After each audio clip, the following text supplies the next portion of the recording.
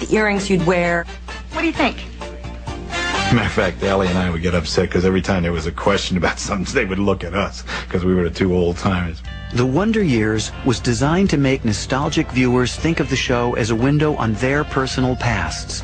So it was set in an unspecified location.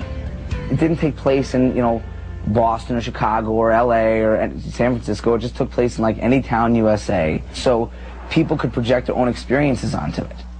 But the show's scripts were even more important than its setting, and Black and Marlins paid special attention to the voiceover narration. Sex ed class, 7th grade. Now, the female reproductive organs look like this.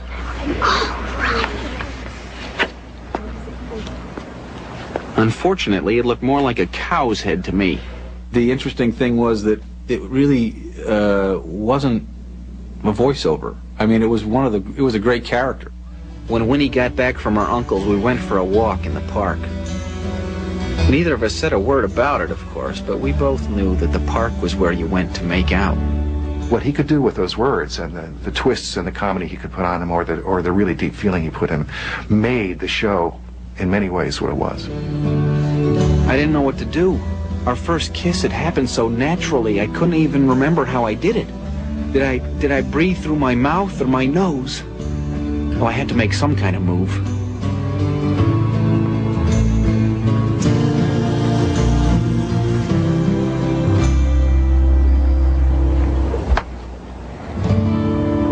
There was a bug on you.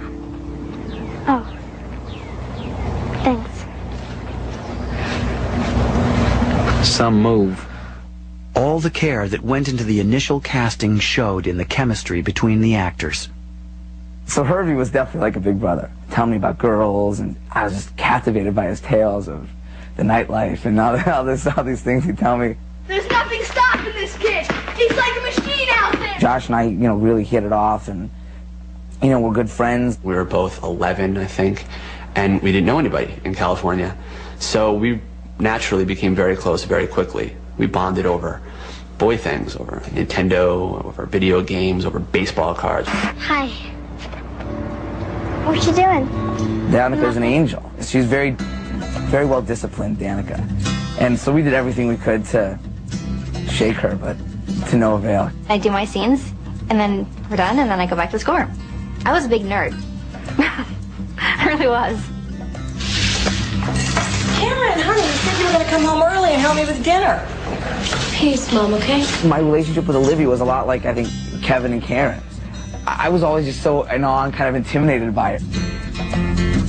I felt very protective over him. I just think he's the most adorable thing on the face of the earth, and I always will. Veteran actors Dan Lauria and Allie Mills also took the youngsters under their wings.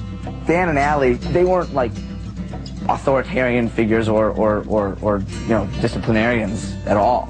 I wasn't married, I didn't have kids, and I developed this weirdly maternal relationship with him, even though he was also like one of my close friends as a little kid. I love working with Fred. On the first day of working on the Wonder Years, they said, if you could help this kid out, that'd be great. And I said, yeah, sure, anything I can do. I did one scene with Fred. I turned around to everybody and said, don't anybody help this kid out. Dan taught me a lot. He would sit down and show me old movies. That was our whole relationship was built around watching old movies together and talking about old directors and old film stars and going over to his house on the weekends and watching, double features he'd put together for me. Cagney double features, that was his favorite, was Cagney. But despite the harmony on the set, the producers made sure that the Wonder Years reflected the ups and downs faced by most families every day. Kevin, Wayne, I told you to knock it off! The family itself was so interesting to me because it was not a perfect family. It was a loving family, but at the same time the father was uncommunicative and gruff. The mother was sort of off and a little spacey at times. The big brother used to, pummel the little brother. Kevin's growing pains were usually mined for comedy, but they also led to some of the show's most affecting episodes. There was just one wonderful episode where his father takes him to work with him. He looks up to his father because his father has sort of a low-level executive job. I'll never forget how I felt at that moment. I felt that my father was a great man. What the hell is this, Arnold? This is incompetence, just plain incompetence. Look, Al, Wyzanski's a little... No, never mind Wyzanski. He works for you. Now, this is the third major screw-up in your department the last 2 And his father is royally chewed out by his boss in front of Kevin. But in no way does Kevin look down on his father because of this. And I never forget that the scene where they both come home. The father walks in, he's angry as heck. Then the door opens again and Kevin walks in, and he's angry as heck. He's become like a reflection of his father. And the respect is still there. Here I go tearing up again. It was just an incredible episode, great television. The Wonder Years' brief first season was a resounding success, and ABC took the unusual step of renewing it for 3 more years. And in September of 1988, the show surprised everyone in the television world when it won the Emmy Award for Best Comedy Series, beating out such established hits as Cheers and The Golden Girls. It was really, really exciting because we all went up as a family, and there was no question that it was just going to be one person. We were all going to go up and get the award. But the cast and crew's joy was short-lived. They were soon shocked by an unexpected decision and wondered if the show could survive a major creative change that was just around the corner. The Wonder Years began its second season as a critical darling with a devoted following. But halfway through that year, the series faced its first major crisis when creators Neil Marlins and Carol Black abruptly announced they were leaving for personal reasons that the intensely private couple kept to themselves.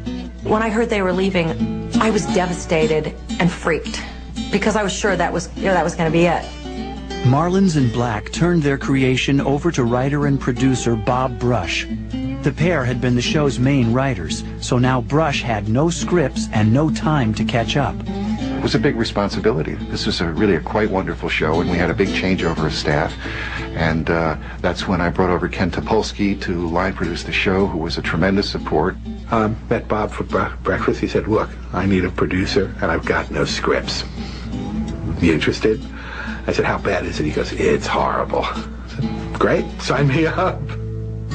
As he took charge of the show's scripts, Brush continued the storyline that dealt with Kevin's on-again, off-again romance with Winnie Cooper. There's no reason I can't talk to Winnie.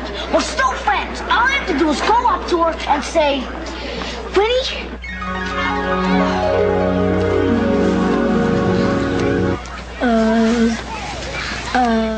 The way that Winnie Cooper was portrayed was always from a distance. You know, even when Kevin and Winnie were close, Winnie was still this unknown entity. There's always this air of mystery and like, who is that person and what's going on?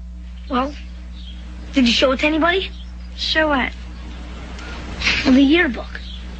You know what I wrote? You can just forget about it, okay?